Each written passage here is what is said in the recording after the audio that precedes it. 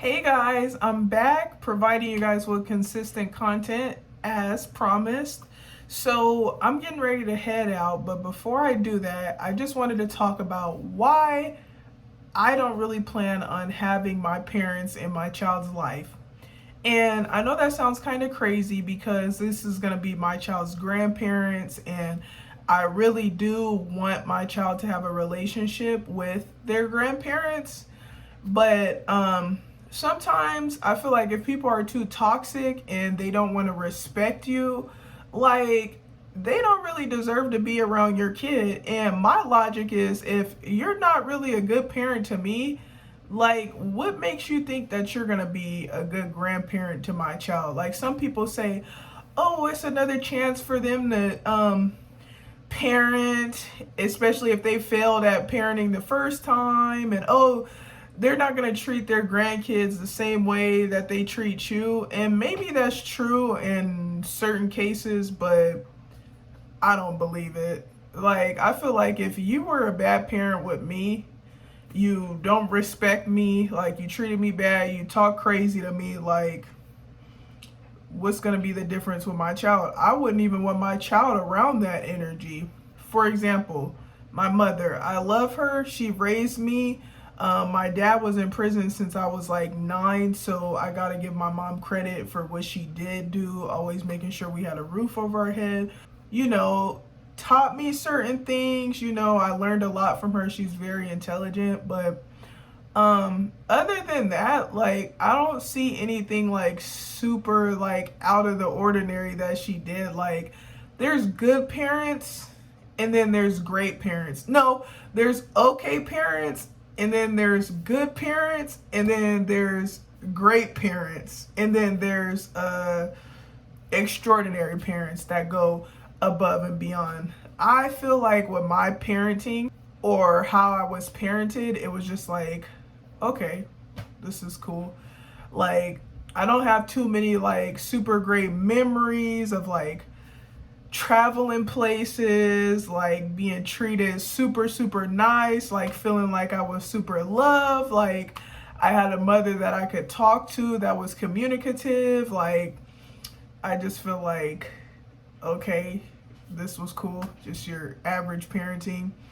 Um, what I will say I'm thankful for is my mom getting me into counseling, because after my dad went to prison, like it really took a toll on me, especially because I was really close with my dad.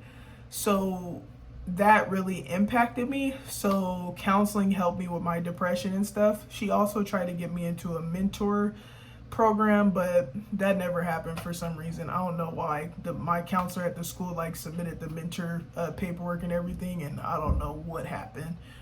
Um, but yeah, I'm thankful for that. I'm thankful for the things that she provided. I wouldn't say that she provided anything super crazy, like, or went above and beyond to do things. I feel like she just did what the average parent would do, sometimes below average. But I remember when she got me and my sister Nintendo DS's, like that really made me happy. I have a Switch now, and I was telling my boyfriend about how I really love Nintendo, like the Mario games, and I had Zelda. I had this little pinball game. I think that's what it's called. It was Pokemon Pinball. Oh my gosh, I just loved that game. And then my DS broke. It was ghetto, but yeah. So as far as my mom, she was kind of like just there. I really appreciated her having like deep conversations with me as well, because I feel like I learned by like sitting there and listening to her talk. So that was important to me, as far as like being talked to when you're wrong as opposed to like being whooped or hit. I was cussed out a few times though. Actually, not a few times. Called the B word and shut the F up and all types of stuff. And that's one of the reasons why I don't really mess with my mom like that. There's several reasons. Um, One of the big reasons I would say why our relationship is rocky, because she would choose her dude over me. Like, but that's the thing, you don't have to choose. Wrong is wrong and right is right. If somebody's wrong, you tell them that they're wrong. For instance, I got into it with her dude before because he said something disrespectful to me, and I got disrespectful back with him, and it turned into this big thing, him cussing me out, calling me out my name, threatening me. And so like he literally like went in the kitchen and was going through the drawers acting like he was gonna get a knife, talking about he's gonna effing kill me and this and that. And so my issue with my mother is that, okay, you can't control a grown man, but you didn't even speak up for me. You didn't defend me. You didn't protect me or anything. You just let it happen. And then after it was all said and done, you made it seem like I was the one in the wrong when this man is the one that caused this whole situation over a stupid little comment he made that he could have kept to himself. So I was in the wrong. So it's just little instances like that, or when he said before, oh, she can't come to the house while I'm here. And my mom thought that was okay to defend that too. And I'm like, wait a minute, I don't start any drama. I just come to the house to see my family, spend time with my siblings. And you're okay with him saying that? You're not gonna like defend me? Like, what is going on? The crazy thing is, if my mom was disrespected in front of me or somebody was doing her wrong, I would speak up about it. Regardless of if it's my uncle, cousin, brother, whoever, like wrong is wrong and right is right. So there's just been a lot of instances where I feel like she's done me wrong. And another instance was when I needed my financial aid filled out, because you have to put your parents' info on there. I don't put my dad's info, of course, because he's in prison, so he can't put anything on there, but I needed my mom's like income, tax paperwork and stuff like that. And she really refused to do it. And I told her, well, I can't get registered for classes or go to college if you don't do it. She literally refused to do it. So I had to have my sister write a letter and talk about how I was homeless and this and that. And I was able to get in. But I was like thinking, what type of mom would sabotage her child being able to go to college and do something good with her life? Like, I have so many stories. It's just ridiculous. It's actually really sad. Another instance, she called the police on me and told them that I was being disrespectful to her, which I was being disrespectful to her, but she decided to call me out at a family get-together in front of everybody, like, for no apparent reason. Like, I thought things were going good, and then she just started bringing up stuff from like 1963 in front of everybody, and then it caused this big argument, and then she called me the B word and was talking crazy, and I guess she thought that I was just gonna go for that. And so I cussed her out. So then she kicked me out, and then I left. So I don't understand why she called the police. Like, I don't get that. But these are the things that my mom does. Like, she acts funny style, and if she ever comes across this video, I wouldn't mind, because I feel like she needs to hear this, but she doesn't listen. Like, she's perfectly fine with going months, years without talking to me, and that's weird to be like, why don't you make the effort with your kids? Like, I would never go without talking to my child. If my child is mad at me for something I did, guess what I'm gonna do? I'm gonna apologize. Like, I'm gonna try to make stuff right. My kid ignoring me or I can't get a hold of them, I'm chasing them down, because I love my child and I want to make stuff right. So I'm not going to go on and on and on about her, but the last argument that we had, it was about her dude. So I don't understand, because I try to be nice, come around, be respectful, even got him a Christmas gift, like try to coexist. And it's always some drama. Like, I'm doing my part, lady, to respect the person that you're with, despite all of the disrespectful things that he's done or said, not to just me, but my sister. But it's like, why is it always like, why are you coming for me? Like, why am I always the villain? Like, why don't you address this dude? Like, but that's enough for her. That's why I don't want my child around that, because it's like, you don't even care about your relationship with me. Like, you know I'm having a baby. You haven't even called me, congratulated me, anything, tried to make stuff right since our last falling off. Like, you don't deserve to be in my life. My dad, that's a whole nother story. He's been in prison for the past 16 years. We were really close before he went to prison, but now it's a whole different story. He been abusive, talking crazy, disrespectful. I'm trying to remember the straw that broke the camel's back.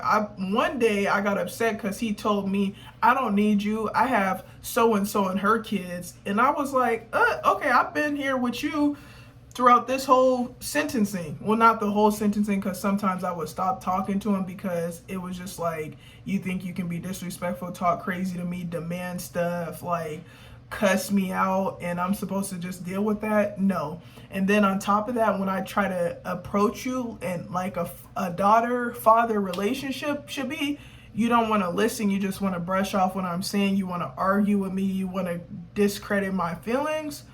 So we don't need to be talking.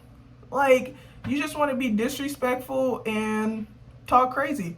The straw that broke the camel's back as well was when he had a random lady that he had barely been with move my grandfather from California to Washington, knowing that my grandfather had no support whatsoever and I would be the one taking care of him, which I don't mind, but I like doing stuff when I volunteer to do it out the kindness of my heart, not because I absolutely feel like I have to do it. And my dad told this lady, because she was like, I can't do this, I'm sick, you know, I have other stuff to worry about, I can't take care of him.